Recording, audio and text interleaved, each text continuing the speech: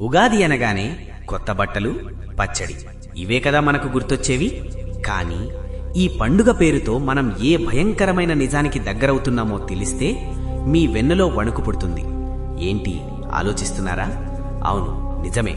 ఆ భయానకమైన విషయాలతో పాటుగా ఉగాది ఎలా వచ్చింది, ఉగాదిలో దాగి ఉన్న రహస్యాలు మరియు భయానకమైన మరియు థ్రిల్లింగ్ విషయాల కోసం ఈ వీడియోలో తెలుసుకుందాం.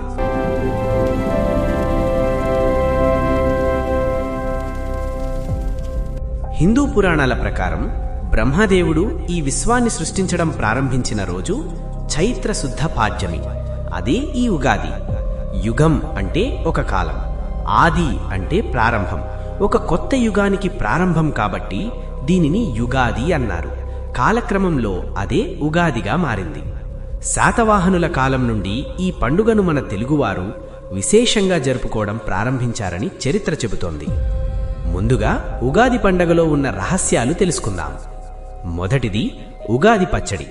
ఇది ఒక సైకలాజికల్ రహస్యం. ఇది కేవలం ఒక వంటకం కాదు. ఇందులో ఉన్న షడ్రుచులు మనిషి జీవితంలో ఎదుర్కొనే 6 భావోద్వేగాలకు సంకేతం.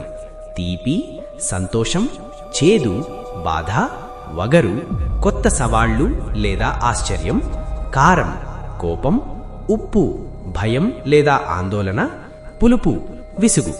ఈ 6 భావోద్వేగాలను బ్యాలెన్స్ చేసుకోగలిగితే జీవితం ఎంత గొప్పగా ఉంటుందో చెప్పే పెద్ద ఫిలాసఫీ మరియు సైకాలజీ ఈ పచ్చడిలో దాగి ఉంది.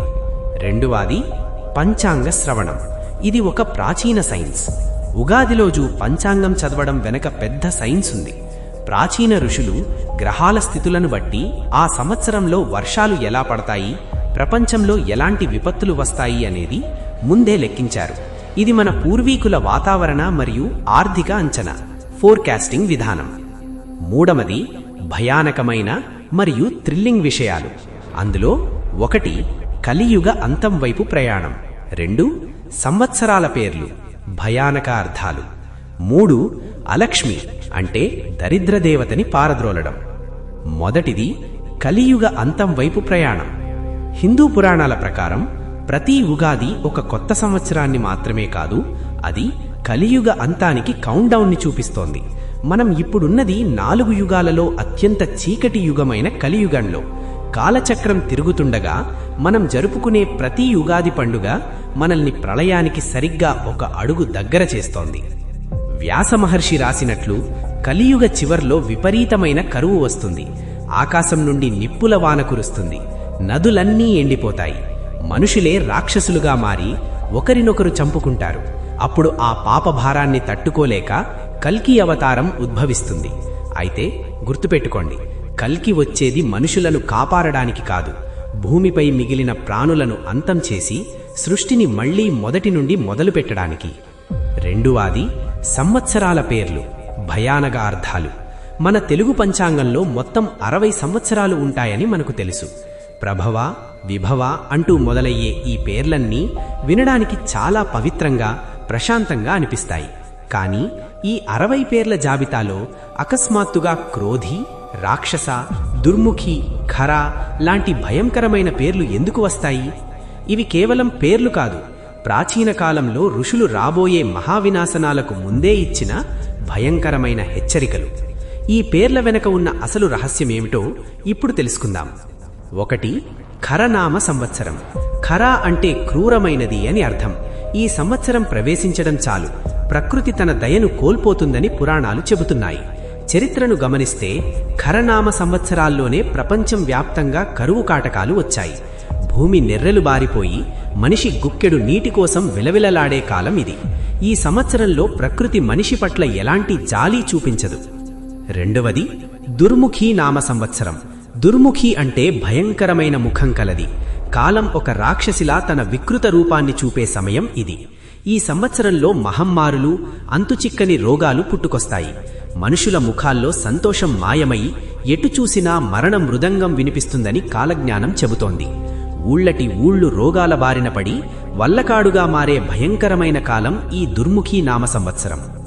మూడవది క్రోధి నామ సంవత్సరం. క్రోధి అంటే పట్టరాని కోపం. ఎవరి కోపం? సాక్షాత్తు ఆ కాలభైరవుడి కోపం లేదా ప్రకృతి కోపం. ఈ సంవత్సరం పుట్టుకలోనే ఒక విధ్వంసం ఉంటుంది. భారీ భూకంపాలు, సునామీలు, అగ్నిపర్వతాలు బద్దలవ్వడం లాంటి విపత్తులు ఈ సంవత్సరంలోనే ఎక్కువగా జరుగుతాయి. దేశాల మధ్య భయంకరమైన యుద్ధాలు, మనుషుల మధ్య రక్తపాతాలు ఈ క్రోధినామ సంవత్సరంలోనే పరాకాష్ఠకు చేరుతాయి. 4వది రాక్షసనామ సంవత్సరం. ఇది అన్నిటికంటే అత్యంత భయంకరమైనది. ఈ సంవత్సరానికి ఆ పేరు ఎందుకు పెట్టారంటే, ఈ కాలంలో భూమిపై చీకటి శక్తులు అంటే డార్క్ ఎనర్జీస్ అత్యంత బలంగా ఉంటాయి. మనుషుల్లో దయ, జాలి పూర్తిగా నశించిపోయి వారిలోని రాక్షసత్వం నిద్రలేస్తుంది. ఎక్కడ చూసినా ఘోరాలు, మహావినాశనాలు జరుగుతాయి. అదృశ్య శక్తులు మనుషుల వినాశనానికి దారితీస్తాయని పురాణాలు హెచ్చరిస్తున్నాయి. మన పూర్వీకులు ఈ పేర్లను ఏదో యాదృచ్ఛికంగానో సరదాగానో పెట్టలేదు. కాలచక్రంలో ఎప్పుడు ఎలాంటి విపత్తులు వస్తాయో గ్రహాల గతులను బట్టి ఖచ్చితంగా లెక్కగట్టి ఆ సంవత్సరాలకు ఈ భయంకరమైన పేర్లు పెట్టారు. అంటే రాబోయే ప్రమాదానికి మనిషి ముందుగానే మానసికంగా సిద్ధం కావాలనేదే వాళ్ల ఆంతర్యం. ఇక చివరిది 3వది అలక్ష్మి, అంటే దరిద్రదేవతని పారద్రోలడం. ఉగాది ముందు రోజు ఇల్లంతా శుభ్రం చేసి పాత వస్తువులను పడేస్తారు. దీని వెనక ఉన్న అసలు నమ్మకమేంటంటే, ఇంట్లో ఉన్న అలక్ష్మి అంటే దరిద్రదేవతని మరియు నెగటివ్ ఎనర్జీలను అంటే చీకటి శక్తులను ఇంట్లోంచి తరిమివేయడం.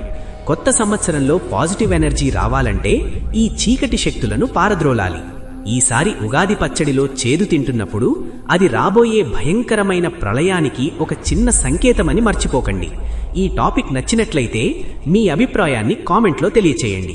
వీడియో నచ్చితే లైక్ చేయండి, మీ ఫ్రెండ్స్తో షేర్ చేయండి. ఇంకా ఇలాంటి మంచి వీడియోల కోసం మా ఛానల్ని సబ్స్క్రైబ్ అవ్వండి.